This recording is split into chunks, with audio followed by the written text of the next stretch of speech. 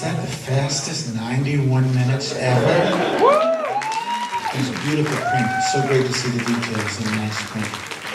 So, writer, director, producer, Jack Hill's name will forever be associated with films that feature strong, ethnically diverse, and sexually liberated women in leading roles. Though his directorial debut came in 1964 with the campy horror classic Spider Baby, released in 1968. Mr. Hill made his mark with two back-to-back women in prison films, The Big Birdcage and The Big Dollhouse, which he also produced and wrote.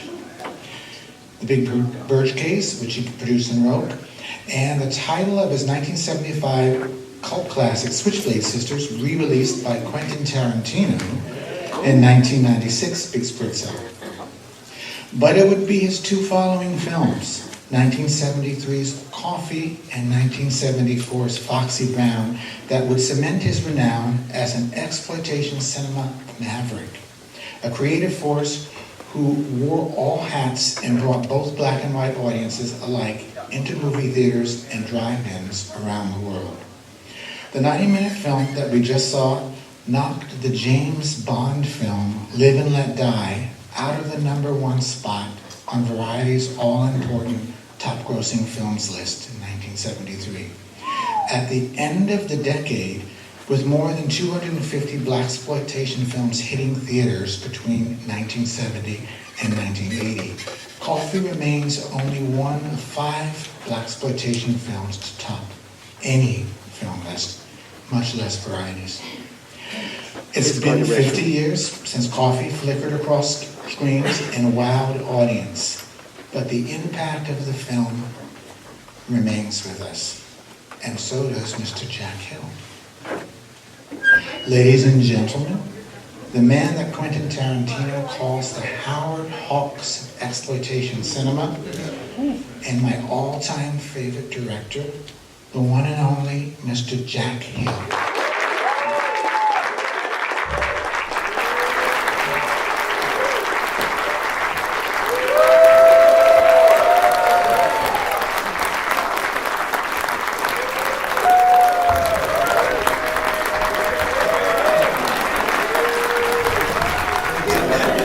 We've all come to see you. That's why we're all here. It's great to see you. Okay. Let's have Nice seat. to be here. It's always nice to see people laughing at my films or whatever you want to do. The picture was shown in Drive-In. Do you have that I wrote for the introduction? Your reviews, yeah. Yeah, the reviewers would comment on how the audience would interact. And in particular, when they were at drive-in theaters, they would honk their horns because they couldn't scream at the picture, right? They couldn't talk. So it was kind of, you couldn't hear the picture because there were so many horns honking. We're doing all those great scenes. Well, the thing about that I'd like to mention is, why would a reviewer from the Hollywood Reporter go to see this picture in a drive-in? Well, let me tell you, he's the one who reported that people were honking their horns after every dirty line and every violent moment in the show. But I went to see the film when it was done, in a premiere in a black neighborhood near Pasadena in LA, which was about a 90% at least black audience. And it was frightening. I could understand why a white guy reviewer would not want to go to primarily black theater. The people were standing up and screaming. You know, I thought, boy, this is what's the word for the Greek word for theater when you really, yeah. That's above my pay grade. Yeah, there's a word for it. I just can't think of it right now. Cathartic. Huh? Yeah, catharsis on steroids. You know, so I'm sure I can understand. And there was words, the theater, hardtop theaters didn't want to play the picture because they were afraid that people would tear up the seats and stuff like that. Can you imagine anybody wanting to tear up the seats? It's just racism from the heart, you know. There's just, they don't. Can you hear me all right? Okay, good. Yeah, so that was it. And the reviews of Pam Grier's performance, the Time magazine review was actually very good. What did it say? I think I wrote it down somewhere. I forgot what it said. But It talked a lot about how yeah. it satisfied audiences. Yeah, the movie was a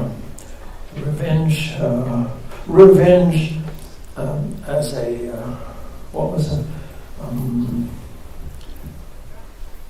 don't know. I forget the words now, but it was revenge. Why it was something you must do. You know, it's not just for the revenge, but because it's a okay. Maybe I'll think of it. Yeah, I wrote it down. So, okay. You've got some questions for us. Oh, this guy, turns out he knows the picture much better than I did.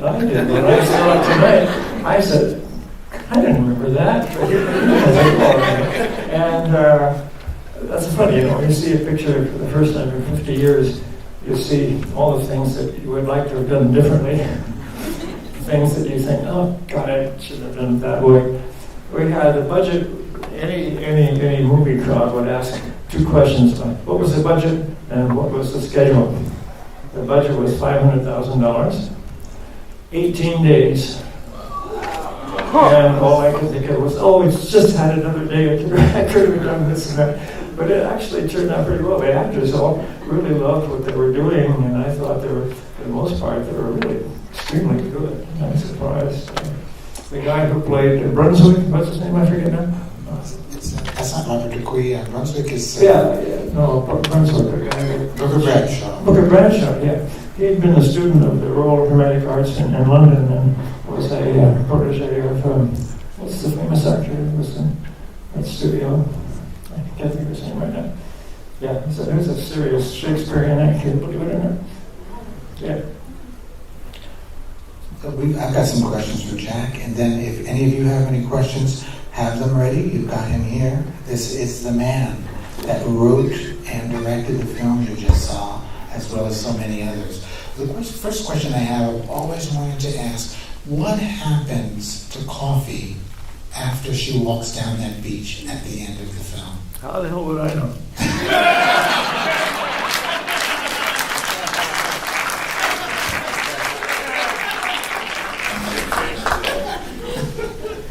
Now, I know you wrote backstories on them all. So what was... No, I don't was she going to be arrested? Was she going to... I said, no, I don't work that way.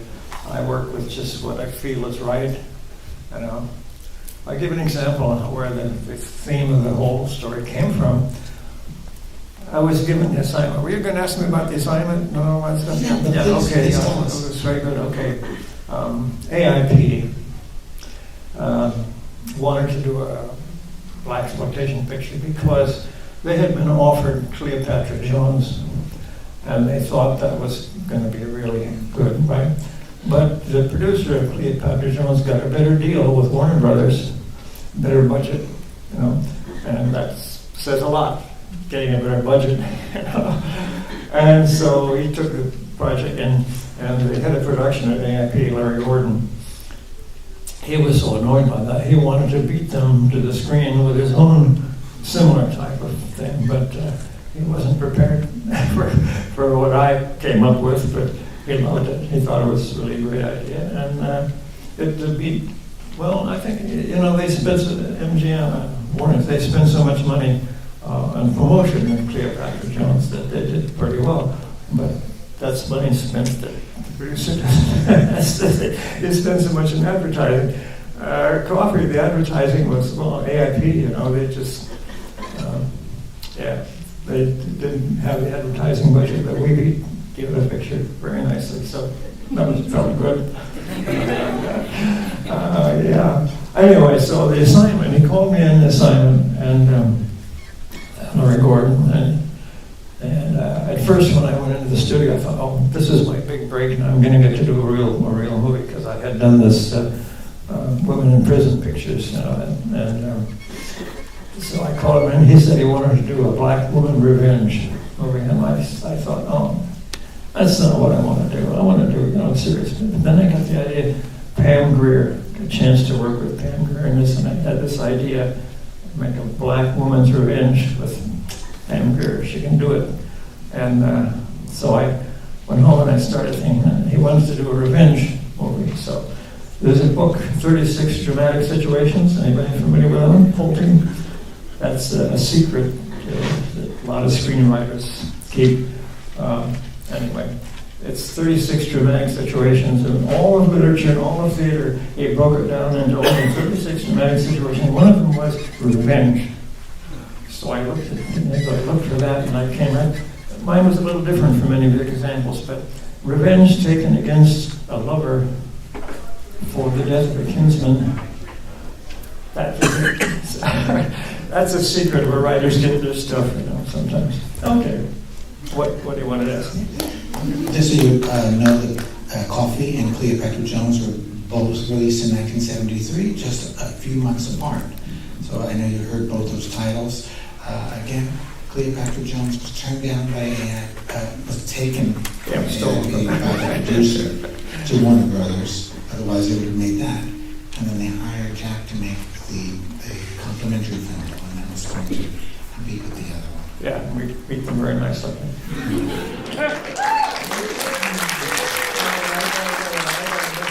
Watching this movie tonight, after 50 years since the last film, was a lot of surprises there for me. And I was very happy to see the audience react the way I intended, which was good. And I think if I was going to do that today, I'd do it a little bit more mild, I think. But yeah, it was quite new and revolutionary for its time. So, yeah. So Jack is a writer, and director. Do you consider yourself a writer who directs or a director who writes? Both. Equally. Equally. Yeah, I've written pictures, scripts that other people have done, and I have gotten writers to do scripts for me. The best example of that would be a picture that nobody's mentioned here. I don't think the swinging cheerleaders.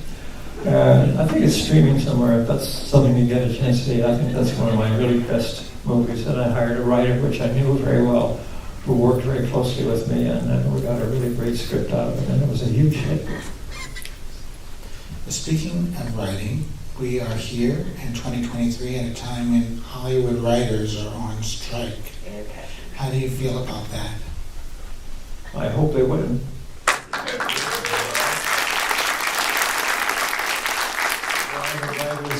I'll tell you something about writers. The writers have always been kind of jealous of directors who get credit when the writer's not getting credit. So to have a credit written and directed by, that's what I find really means something. But because writers very often feel that they're not getting credit for the directors are getting credit for a movie that somebody else wrote. Yeah. You mentioned the word racism. Would you tell us a little bit about Hollywood and racism in the 70s? Oh yeah, well I can tell you. I think what you're asking is about the racism that I had to deal with in making a picture like this. Things have changed a lot since the last 50 years. Oh, well, you know what I'll tell you? A few years ago, I was at a convention, and a black woman came up to me and told me that she had insisted that her daughter watch Coffy so that she would know how things were like back then. And I found that really, really remarkable. She wanted her daughter to see this brutal movie, because of the racism thing. And a lot has changed since then. Yeah. So let me see, you were asking me, what was it about? So I remember you saying once that the guys, the producers and the studio heads were so racist that they didn't even see these films, even though they financed them. Could be, I can only tell you that the racism we had to deal with, there's two levels there. Am I making too much of a puff in the microphone, or is it okay? Fine, okay, good. Yeah, there was... the press had been very critical of Hollywood studios making blaxploitation films because they were taking all this money from black people who bought tickets, and they weren't hiring black people behind the camera, other than players. And we were very, very conscious of trying to fix that problem, to do that. But the fact was there were almost no black technicians at all, no camera people. To join the cameramen's union, you had to be the son of a former cameraman. It was really like that. But there was, for us, it was a problem because the people, they just weren't there, you know. And black stunt people, I mean, there's just very, very few black stunt people. And Bob Miner, who was the actor who played Studs in this, was the stunt gaffer. And he was one black guy that we could actually find who could do something. And it was his first job at being a stunt gaffer. And so it was rocky. At times we had fingers crossed when there was danger. But he made it, and now he's one of the top people in the business, and he was a very good actor as well. But then they hired an assistant director, a black guy, and within 2 days they had to do something because he was not functioning at all, and we were going to be behind schedule. And so they kicked him upstairs in a way. They gave him a higher job to take him off the picture, but we couldn't replace him with another assistant director because that would have really looked bad. So the production manager took on the job of assistant director, which made things tough because he was doing 2 jobs. And so that was unfortunate. But so today, now, of course, there's plenty of black technicians, but at that time, there was none. Another thing Mr. Hill did was he was the one that brought attention to the fact that not only were there not black stunt people in the 70s, there were no black stunt women in the 70s. Yeah, 0. None in Hollywood. So there are lots of times a black stunt woman is needed. When they were needed, they were painted brown to be a black woman while taking a tumble or in a fight. There were no black stunt women in 1973 in Hollywood. Mr. Hill brought attention to that. So they did blackface. I never knew that before. But they did find a girl who did the stunts for Pam in this, and she was brand new in the job. So the scene when she's running across the freeway with all the cars coming in, that was the stunt girl, and we were. But the stunt drivers really knew their stuff, so she was really a lot safer than she felt. But it was a really great, it worked out fine, you know. So yeah, it was. You just mentioned that magic name, Pam Grier. How did you come to work with her? You worked with her so many times. Well, I first met Pam Grier when I was casting a picture that became The Big Dollhouse. And we were just doing it because the cast was all girls, as you can imagine. And so we were having kind of what they used to call a cattle call, bringing actors. A lot of people were coming in for interviews, and sometimes I would interview women together to see how they played off of each other, this kind of stuff. And she just came in on the cattle call to my office, and I met her, and she had never done anything except a walk-on in the Russ Meyer movie, which you can see the reason for that. And but she just impressed me with what we used to call authority. When she's on screen, you're going to look at her. So I just took my chances on her. Unfortunately, Roger Corman, who was the producer on that, liked her as well. I mean, he had to approve of everybody that I cast. And so she practically stole the show into The Big Dollhouse. Yeah. And then when I did a sequel that I called The Big Birdcage, of course, I wrote specifically for her and Sid Haig. They were my, what's the name of the famous couple? Roger Corman, was it? No, the famous couple. I can't remember the name.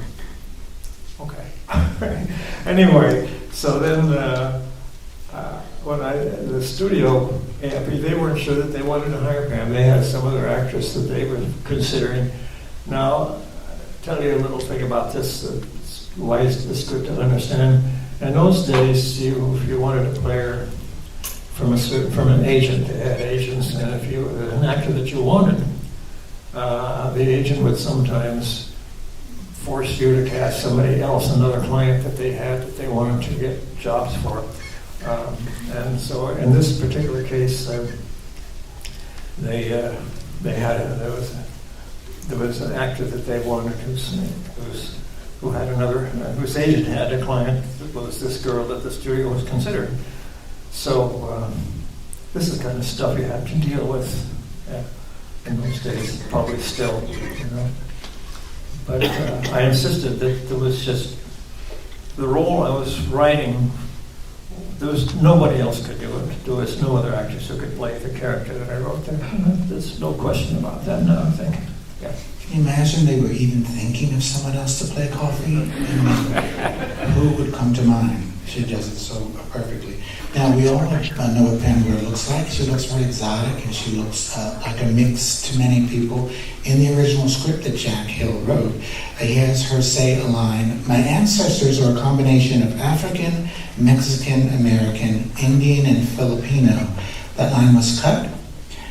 We're not sure why, but I wanted to ask you if you think there's a reason they cut that. Well, I don't remember putting in the script, but that was something that Pam herself told me about herself, about her ancestry, that I thought was, she's a total salad, you know, of all these different races, which is quite remarkable. I didn't remember writing it into the script, so you got me there. Coffy went to #1, as we know, one of very few films. Period, and very few Blaxploitation films. Tell us a little bit about the sequel that was planned. Oh, yeah, well, that's a good story for you, actually. This is Hollywood for you. When I had finished Coffy, oh, by the way, let me tell you something about the way they work. You know, you think that a director has control over everything, all the way through to the finishing of the film, sound effects, music, and everything. No, not with that company or companies like that. They hated directors. They thought that the directors made a mess and they were going to fix it in the editing and all of a sudden, and they liked to do that. So once I finished shooting, I had all my contract only called for a first cut, rough cut, and fortunately, my way of working by that time had developed so that I made sure that there was nothing, that I didn't shoot anything that I didn't want in the picture, so that the editors were forced to use what I put in and not to add in stuff that I didn't want. So I did not have final cut or anything like that, but as it turned out, it was pretty much what I would have done that had final cut.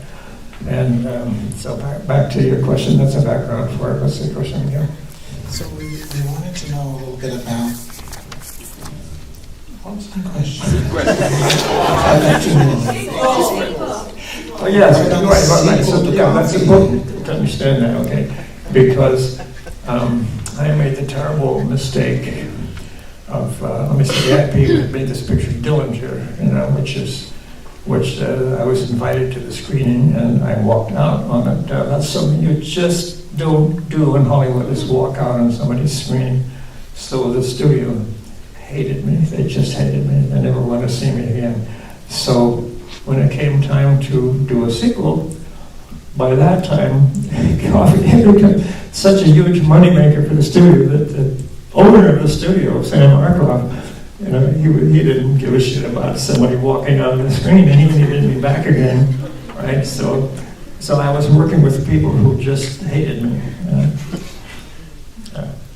So anyway, Foxy Brown. Now, what happened in that particular picture was that they gave me very, very little time to develop a script. And the head of the production, Larry Gordon, had, because of the successes of pictures like mine, had gone on to hire bigger things. And so I was not given the kind of freedom that I had been given before. So my feeling was, let's just, you know, I had very little time to develop a new story, so I just said, let's just make it as outrageous as possible, and just throw everything in. and it turned out that was exactly the right thing to do. I mean, over the years, Foxy Brown has been far, far more profitable. Yeah, I mean, what's the figures of it? Streaming and all of this and that stuff has been way, way more. I know this because I get residuals as a director and writer. And residuals on Foxy Brown are always 3 times what they are on Coffy. You know? So I must have done something right. I wanted to make it just as outrageous as possible, and instead of trying to do something right. You know? Yeah, that's. Mr. Hill's script for Coffy was novelized and rewritten by someone else in 1973, so it is a paperback. Did you get any money from that? I had nothing to do with it, and the writer's name was a pen name. I don't even know who actually wrote it. And I looked at the first few pages. It was so disgusting, I couldn't even. And Pam Grier read it, and she was just pissed. She was just really pissed because she identified with the character, and the descriptions of the character in the book, taken from the screenplay, she thought that was her, you know. And she was just outraged by it. I don't think the book ever sold very much. That was not a movie that you want to have a compilation of. That's that very soft porn paperback that they took his writing, his script, and made it into a story. I do not see very many filmed interviews of you anywhere on YouTube or any streaming. Did you give out interviews in the 70s? Not back then, no. But in the past 10 years or so, I have been, because my films are still going strong when other big movies have been forgotten. Yes, Yeah, that's interesting. Yeah, I have actually earned from the tiny little percentage that you get on residuals as a writer and director. I've earned many, many, many times over the original, what I was paid originally for. Yeah. That's pretty good, right? Yeah, and it's still going. I still every quarter. I haven't talked about money, but the money is statistically what people are enjoying, looking for. Yeah. Mr. Hill went on to make many more films, but stopped making films in 1982. His final film is Sorceress.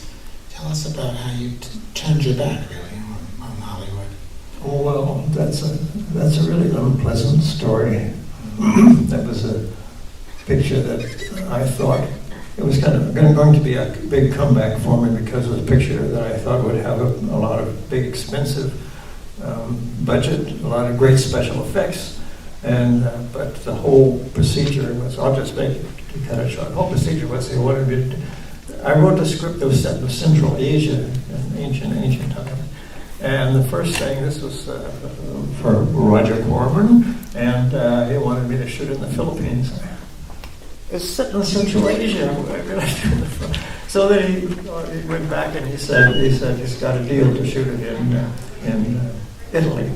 Oh boy, because Italy, they have all these great rolling locations in North Africa and places like that it would be just perfect. So we went to, my wife and I went to Portugal because, oh yeah, I'm sorry. This came before the Italian one. Roger had somebody who said he could set up a production in Portugal. So they sent us to Lisbon, and it turned out in Portugal there was nothing that you could make a feature film with. They were making TV commercials. That was about it in those days. So then he called and said he's got it set up in Italy. He wants me to go to Italy right away. So we went to Rome. And we were talking to the producers in Rome. They were very happy. They loved the script. They were all ready to do it, and all of a sudden they got a call. I got a call. He said he's got a better deal in Mexico. Shoot it in Mexico. Yeah. This is Roger Corman's stories. This is the best one. Anyway, so we went to Mexico, and we had they really the Mexican government was partially financing the film, so they had a pretty good budget for Mexico, and we could build big sets and great locations and everything. And let me just give you one little example of the problems we had. We were shooting one day where we were going to shoot exterior in the morning and then come in the afternoon on the soundstage, which was all set up and ready for us. So we shot in the morning and we came to the soundstage and it was empty. What was the producer doing, the Italian guy doing? They were shooting Dune there. They took over the studio, took all of our equipment out and everything, because that was, who was the Italian producer? I don't remember. Dino Laurentiis. I actually met him at the time.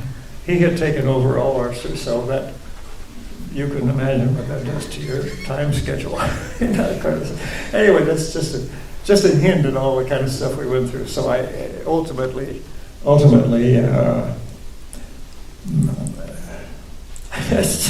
Roger, he hired these. He was so angry that we went over budget, and he wanted me to have nothing to do with finishing the picture. So he hired these two brand new editing team, two guys who didn't know what they were doing, and put picture. Never mind. Anyway, the whole thing. So I took my name off it, and still the picture turned out to make money. It's not worth seeing. We would have liked you to make more pictures, write more pictures, and yeah, well, yes. Yeah.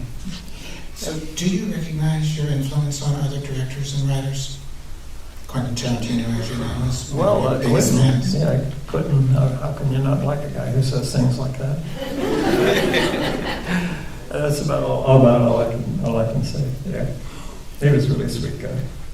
For the record, after Coffy was released, successors are always copied, right? So there are 5 or 6 other female protagonists, female hero films. Some of them are Velvet Smooth, Sugar Hill, Lady Coco, and others that came out right after Coffy because they saw the success. Oh, okay. He knows much more about it. You made a lot of films starting in the 60s. Is Coffy your biggest success in your mind? Biggest success? Well, yeah. The big Dollhouse was a huge financial success, but I didn't get anything from it, much from it myself. Coffy and Box Around, I had Writers Guild and Directors Guild protection on it, so that made it different. What are you asking me, really? Just asking, artists often think or love something more than what was their biggest success. Oh, well, it's hard to say. There's 2 pictures that I think I really did well, and one was now it's called Pit Stop, and it's about car racing. It's about figure-8 racetracks. And when I first saw it, that spectacle myself, of course, basically it's crash. You know, if you have an intersection and people are racing, you're going to have crashes. And it was the most spectacular thing I ever saw. And I said, I've got to make a movie about this so that in the future, it'll be this total insanity will be. And I figured overseas audiences, which actually has turned out to be interesting lately, I've really appreciated it. But I did a really good job with it. I had a very minuscule budget that very good script. Anyway, that was about figure-8 racing. I figured that would be something that should go down in history as something totally wacko. Anyway, Richard asked me what I like. Well, I really think that the Swinging Cheerleaders was a good job. It was very successful, but also it was my only really kind of real comedy. If you could call it a comedy. Anyway, yeah, that's good. I think the audience loves Sid Haig. Tell us about how you met him, how you brought him into your films. Sid Haig was in my student film at UCLA, which is actually, if anybody would be interested in seeing it, it's an extra on the Switchblade Sisters DVD release. Quentin Tarantino knew that I had made this film, but it was never really finished because there were things that on the university budget, you just couldn't do. So he really went to a lot of help with me on that. Well, actually, he went to a lot of trouble and cost to help me get that film finished and even get a music track and everything for it. So it was really nice, but it exists. And that's when I was first working on it, my advisor, my mentor at UCLA was Dorothy Arzner, who was very, very successful, the first really successful female director, A director, and she was an advisor at UCLA. And so that was something that was really did some good work on at that time. Anyway, so that's a student film. So she had been advising at the Pasadena Playhouse, which is a great training place for actors in those days, and Sid was somebody that she thought was just really, really good, so she recommended him to me to do my student film. That's where we met. And then when I got a chance to make this movie that eventually turned out to be The Crazy Family. Spider Baby. Spider Baby. Thank you. So you're gonna get me up here aligned in the microphone. Okay, yeah. So when I was going to shoot that, I wrote a part in it for a character in it, just with Sid in mind. And that was kind of his first. Well, he had done. He had done with me at Pit Stop. Of course, he was in Pit Stop. So, and then when I got to do. The big dollhouse, actually, I put him in there, and then, so that's your answer. And Sid, he started out with my student film at UCLA. Do we have any film students here? Yeah. Film students, I think, would want to know, do you need to go to film school, or are filmmakers born, like writers? Oh, Did you learn anything at UCLA, or did you already know everything? Oh, I knew everything, sure. I just did it for fun, you know. Just because they gave you a camera and film to work with, yeah, sure. That's, I can't answer a question like that, but I can only say that, I had some experience in film in a way. My father was an art director at Warner Brothers. By the way, just as a footnote, he went on working for. He had met Walt Disney in 1919. They were both in Paris at that time. My dad was a flyer of an aviator, and Walt Disney was I think he was 17 years old, I think, when he was 2. They wouldn't let him enlist, so he became an ambulance driver, a volunteer ambulance driver, and that's how he met my dad. And they kept in contact for many years after that. My dad did designs for some of the Disney shorts, and he did the castle designs and interiors for Snow White and the Seven Dwarfs. And then, of course, he did the Disneyland castle. That was the finally designed to Disneyland. Did you hear that? The castle at Disneyland was designed by Jack's father. Wow. Yeah, he had quite an interesting life, actually. Yeah. Anybody familiar with Kiki de Montparnasse, the famous French model? Okay, she was his lover for a while in Paris.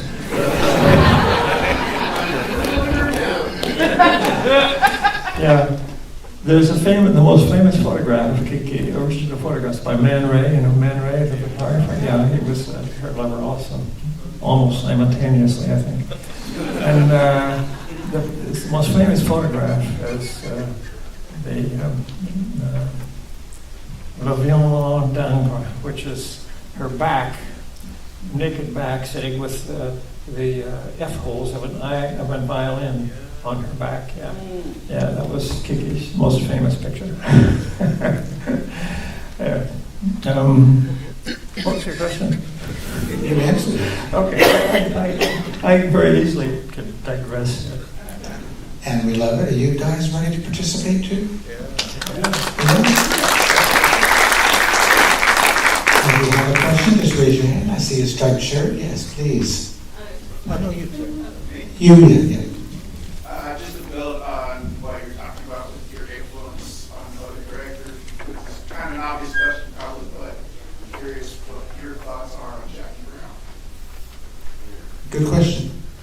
Jackie Brown? It's just that he really did a fine. I don't know why anybody would think that I had anything to do with it, other than sort of, being the originator of Pam Gur's career. I think he threw in a couple of references to. There was a scene when there's a black girl nurse walking through the background there, which I think it was deliberate. Aside from that, I don't know what else I could say about that picture. It was very, very well done. Any other questions? Yes, please. Hi, Jack. Thanks so much for being here. This is great to hear you and see you and celebrate you. I love Coffy with a shotgun is one of the great combinations, and I love when a character and a weapon makes sense. Voorhees and there's different things that just make sense. Yeah. What was the thought process, or why you picked a sawed-off to start and a pump to end? What is it about a shotgun and Coffy that worked for you? A phallic symbol. Yeah.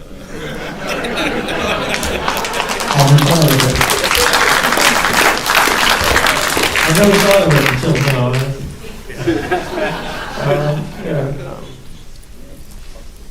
What else can I don't know what else can I can say about that. It just.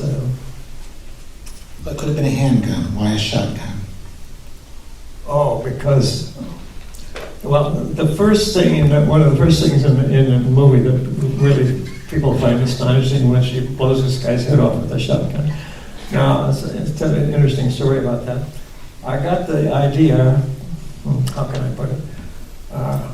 Normally you cannot fire a blank or anything so close to an actor. So we put a big plexiglass shield in front of the actor so that she could have a shotgun right in front of his face.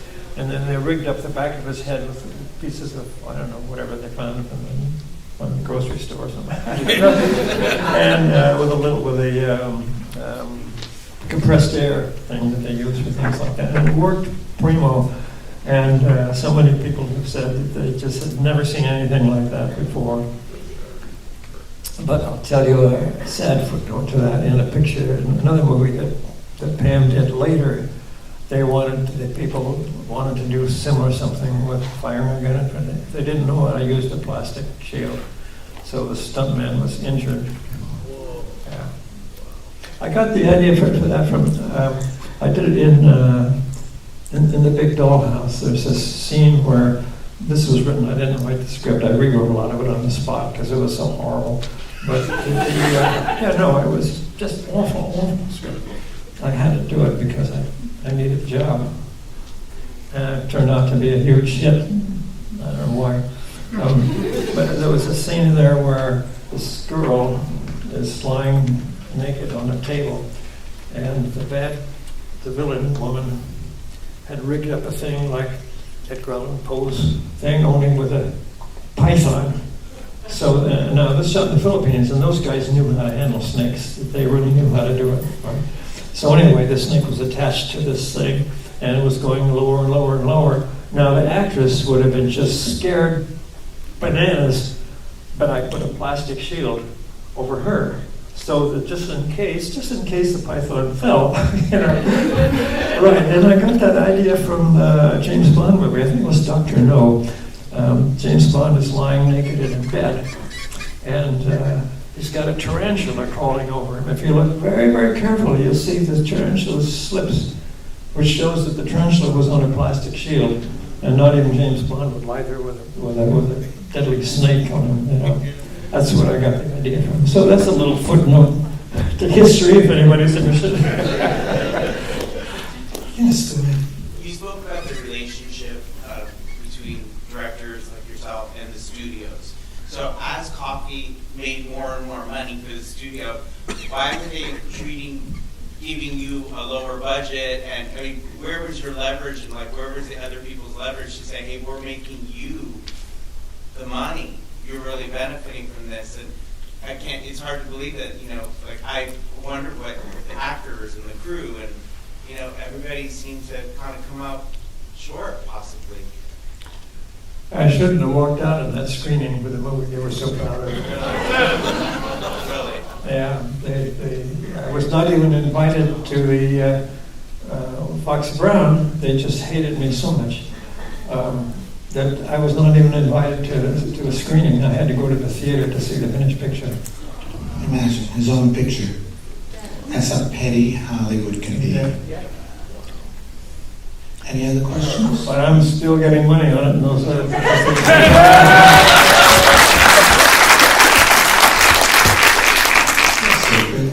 How was it having Roy Ayers do the soundtrack? Yeah, that's an example of what I'm talking about. I never met him, had nothing to do with the music. Once I finished shooting and I had a rough assembly of the picture, they didn't want to see me. They hated directors because they would have had to pay me to do it. And they thought they knew better than everything. You know? So they hired, it turned out that they made the right decision when both those pictures. The soundtracks are like collector's items, especially. Yeah, so I was very pleased with that, but I had nothing to do with it, I hate to say. Any other questions out there? Yes. Yeah.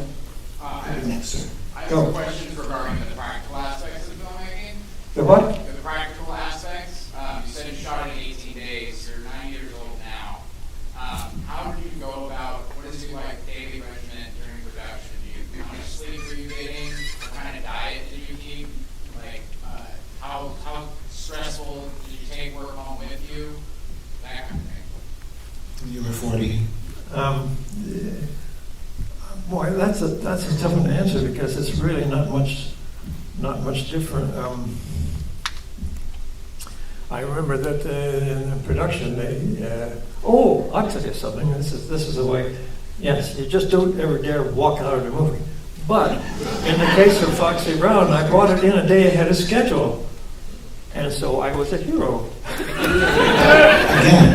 To the studio, not to the poor people who were out of work on that particular day, But anyway, because I wanted to get the damn thing finished, I just wanted to get it down.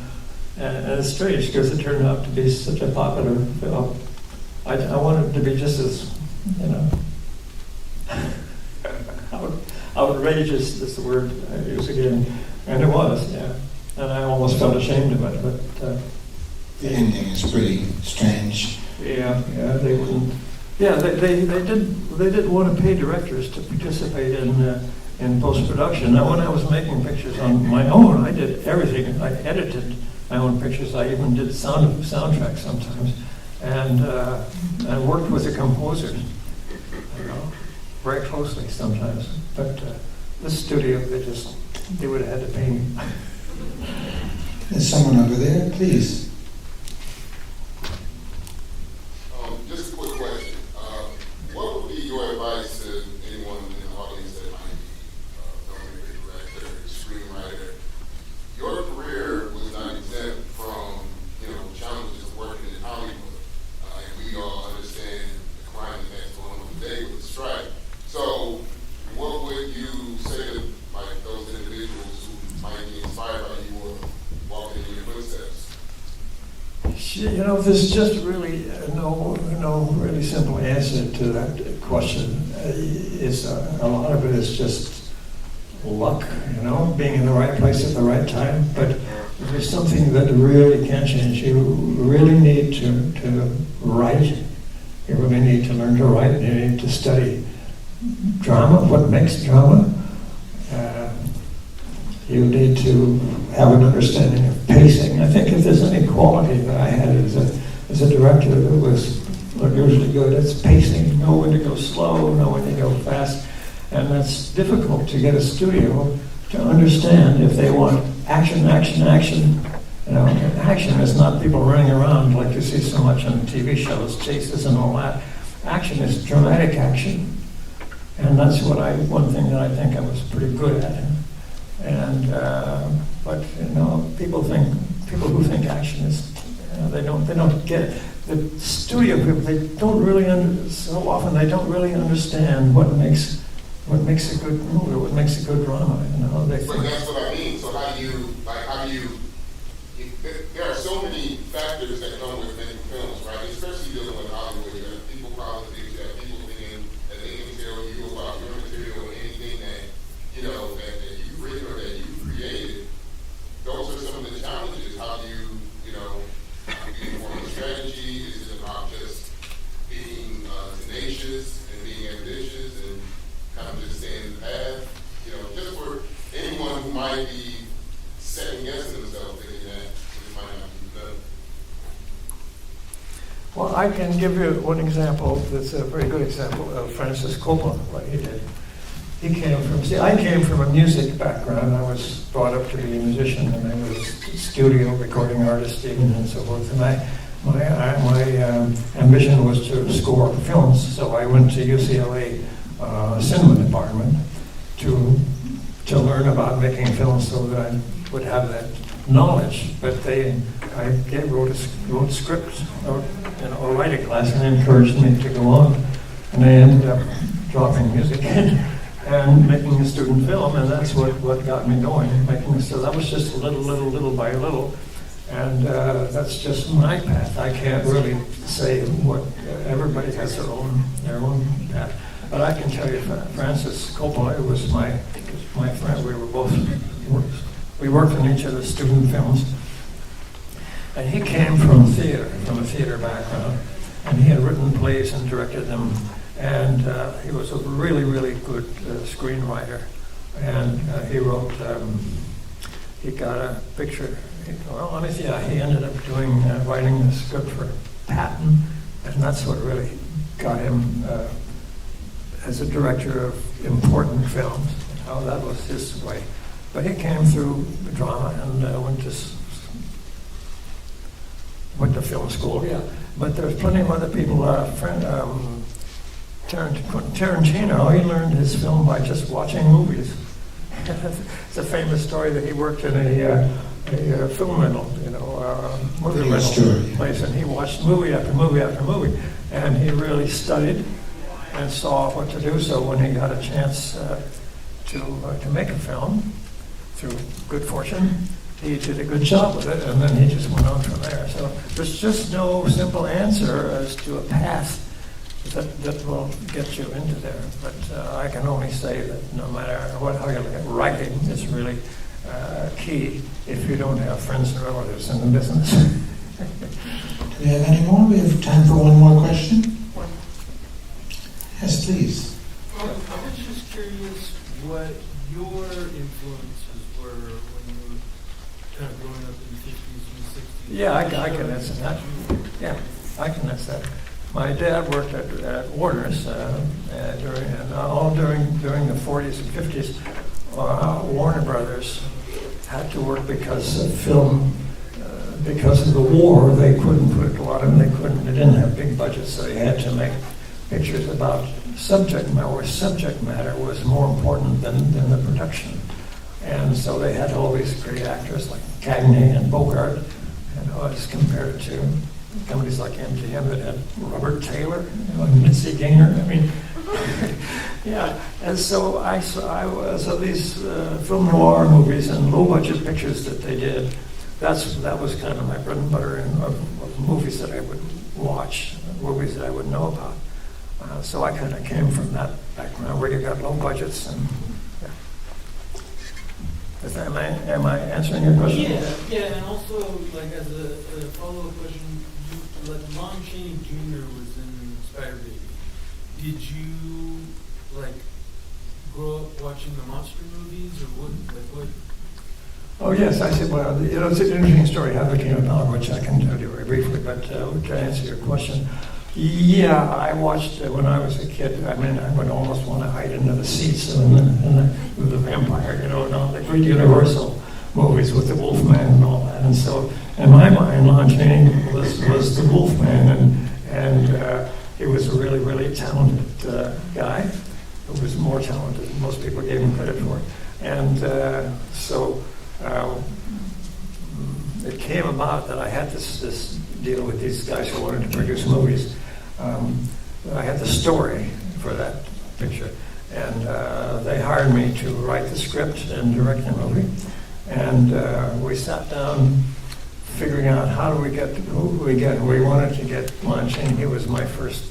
So we called his agent and submitted the script.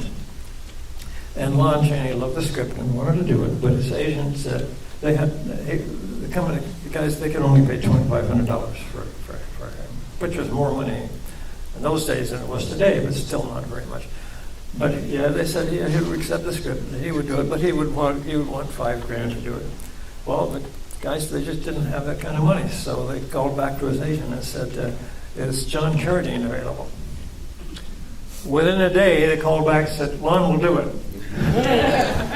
He loved the script and he wanted to do it, and all the way through the shooting, he's just so much fun. He just loved the girls and he loved the whole thing, and he was just really, really happy with it. To me, it was such a sad tragedy that he died before the picture ever became popular and well known. But in those days, I edited the picture myself, and yeah. So does that help answer your question? Thank you. Yeah. Yeah, but that was so funny that he loved the script, he wanted to do it. His agent wanted more money, but when he thought we'd get John Carradine, who was his rival, you know. Did we see one more way in the back? Let me just add Yes, one more I see. thing. When I worked with Boris, with Lon Chaney, Boris Karloff was very popular at that time, and Chaney said, "He's not one bit better than I am." And yes, please, our last question in the back. Hi, this is more of a comment than a question. I would like to commend you, Mr. Howard, and you, Mr. Hill. I think you directed a very, very entertaining and wonderful movie. I really enjoyed it. And this, to me, is a further example of why you can't always believe anything that critics say. Because when I grew up in New York City, they panned this film. They said negative things. Said, "Oh, she can't act, she can't act." I was watching this movie and I was enjoying it. I thought she acted her tail off. So that's why I said you can't always go by what critics say, and that's why I wanted to end on a positive note. I think you did a wonderful job.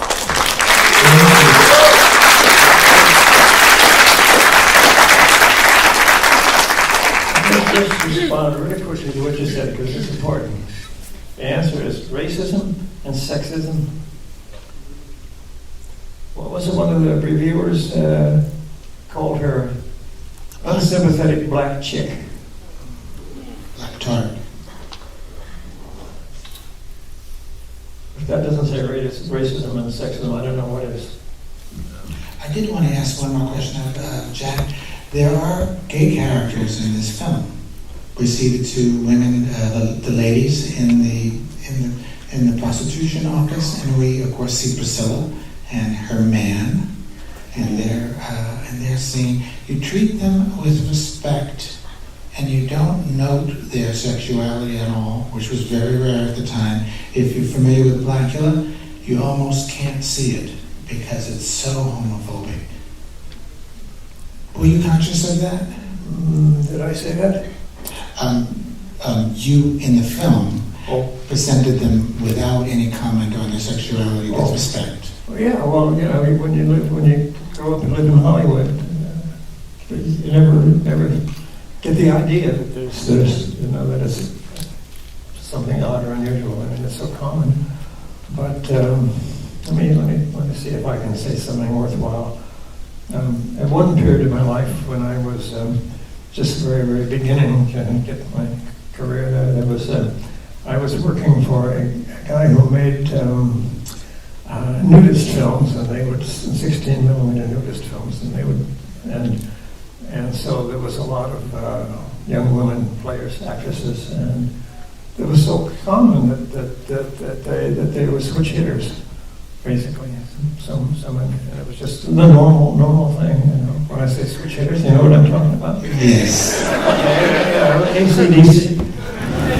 And it was just a normal Bisexual words too. And I remember overhearing a conversation with a girl talking about how she used to go butch and now she's going femme. Now, when you grow up with people like that, you wonder what's all this talk about? You know,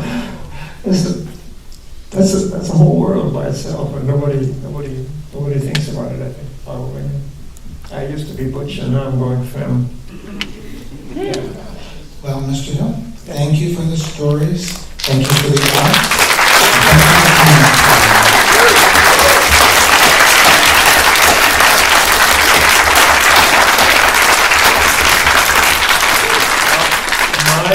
forward is seeing you guys laugh and be surprised and, yeah,